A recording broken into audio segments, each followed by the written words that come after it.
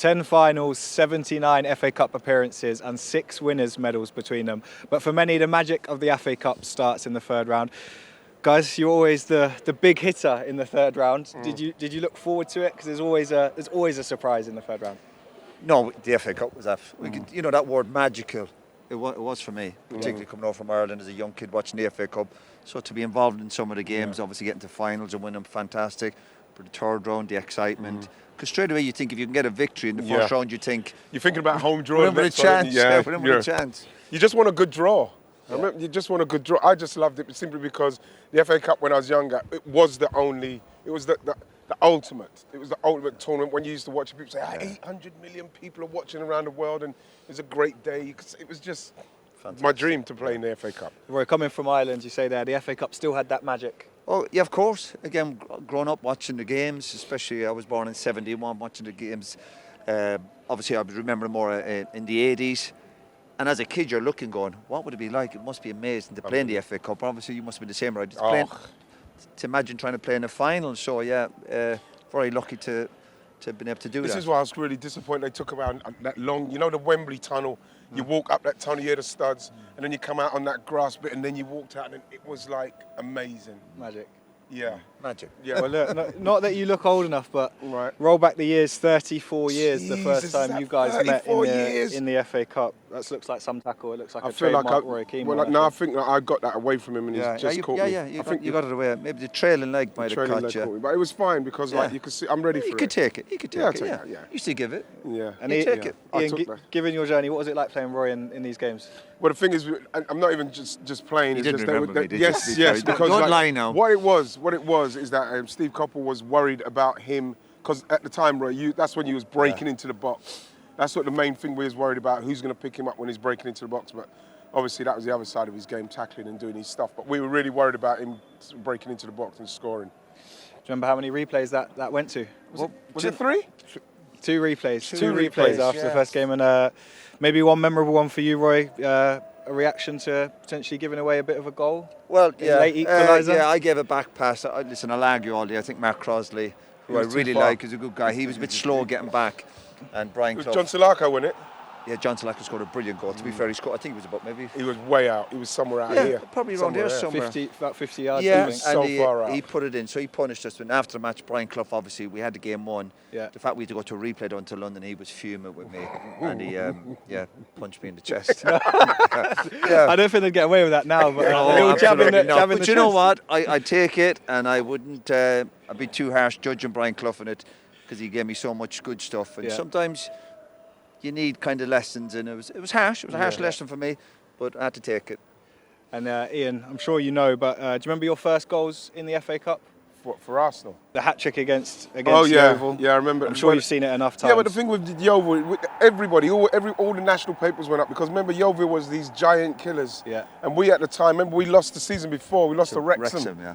And so everybody's going up there thinking that, you know what I mean, Yeovil, the giant killers, is going to happen.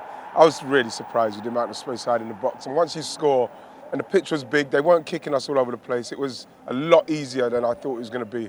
On those third rounds where you go to places like Hewish Park, you walk out of the coach and the fans are right there. It's so different from playing in a big stadium. Yeah, well, that's part of the FA Cup. Yeah. That's the challenge. That's where your attitude has to be right. You obviously, with Arsenal going there, you think, well, obviously you have the better players, but if you turn up with the wrong attitude, that's why there is cup shocks, because people underestimate the opposition, they disrespect them, and all of a sudden, before you know, the year before you send Wrexham, you're out of the cup.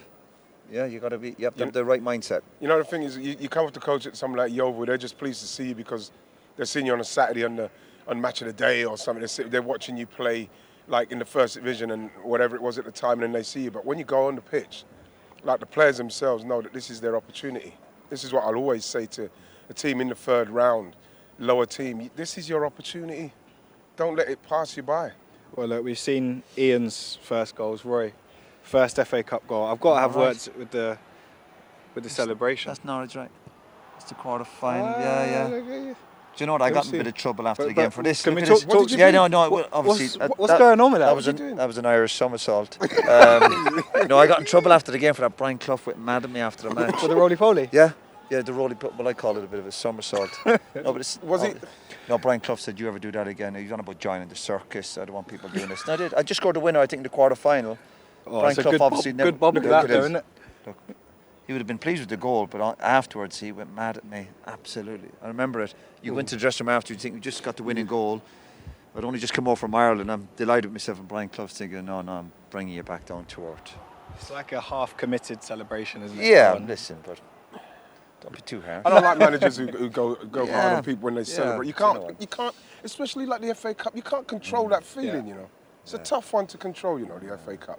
Well, look, we're here at Villa Park, a place that has hosted so many historic, over 50 FA Cup semi-finals. right? here, That which many, is- yeah? So, which is so, amazing. so sad it's not 50. here. And you guys have been involved in a couple of good ones. Ian, people are already talking to you about it here, but the semi-final against Palace, Liverpool. But that was, that was one when I actually, when my leg was in plaster, and I was like, I'm thinking that, I'm at Palace, we've got to the semi-final. Liverpool beat us 9-0 earlier on in the season.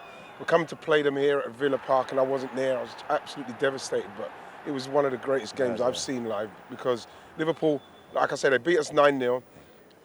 They scored the first goal, and you're thinking, geez, Rush scores, and you're thinking, oh, here we go. And then, So that was a huge shock, wasn't it? That was a huge shock, massive shock. Some great footage I've seen of you celebrating on the pitch at the Because end of the game with the broken I had a foot. certain amount of time. If we got to the final, I would So have you been knew able to play. you knew you'd be fit for the final, right? Yeah. But I thought that at the time, you don't know where you're going to go. I didn't know I was going to be signing for Arsenal in a couple of years. But the fact is that you're thinking, I missed the semi-final, biggest game of my life at the time. And I was like thinking, oh, we're going to lose to Liverpool because they beat us earlier on. And we beat them. I think that's the best game ever in Palace's history. And Roy, for you, obviously, the famous Giggs goal. Wow. You weren't on the pitch at the time. Yeah, mixed memories here. Yeah. Yeah, listen, we won the semi-final here with Forest, won with United, even though I was sent off. Listen, after the game, you're disappointed you're sent off and you let the team down. But ultimately, we'd won and we got through. Beat, I think, Palace as well here. So, yeah, some good memories here. You know what? The Giggs goal. Unbelievable. I think it could be one of the greatest ever. Yeah. I think so, Yeah, I think so. You were obviously in a changing room somewhere. Did you first hear the cheer for the penalty and think, oh no, I'm going to be in a bit of bother having been sent of off? course. Oh no, listen, when you get sent off, you hope your mates can get you out of, get out of trouble. Michael makes a great Yeah, save. of course, Peter. Unbelievable That's what save. teammates do for you. They help you out when you've let them down. And obviously, I would have been in the dressing room watching it on a screen, and fingers crossed. But I knew we had a good bunch, good players, and I still thought we had a chance. And then when the keeper saves it, and then you think, listen, please God, we Could be get the through. day. Yeah, and again, that's what good teammates do. They bail you out. And then we saw what happened with the 99 for that team. Yeah. That team, couldn't be beaten. They never knew and never beaten. Wish I was playing in that game.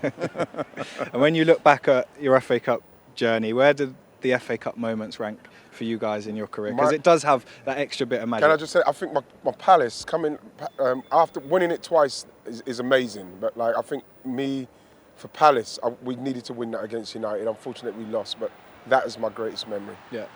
That's my greatest memory of the lot, because it was a team that came up 5 years together, ended up getting into the first division, done well in first. Then you're playing Man United in the final. I scored a couple of goals, but like the fact is, it was my whole dream. So I'm probably say Palace is my favourite FA Cup moment. Roy, is there a standout for you? Yeah, the standout might be. Do you know what? It's the ups and downs of the cups. Huge disappointments, but huge high. I think any win in the FA Cup, especially the final, is fantastic. But a lot of disappointments along the way. Lost a fair few finals, get knocked out a few times.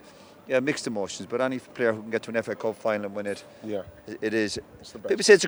People say it's special to play at Wembley. It's only special, I've always said, if you win. Yeah. And I was fortunate to have been part of a brilliant team who won a few. This is why I feel with the Wembley and it not being in the places like this. Yeah. Do you think we're missing something now that the semi-finals are Without a at doubt, Wembley? because Wembley was so special. When I was younger, Wembley was special.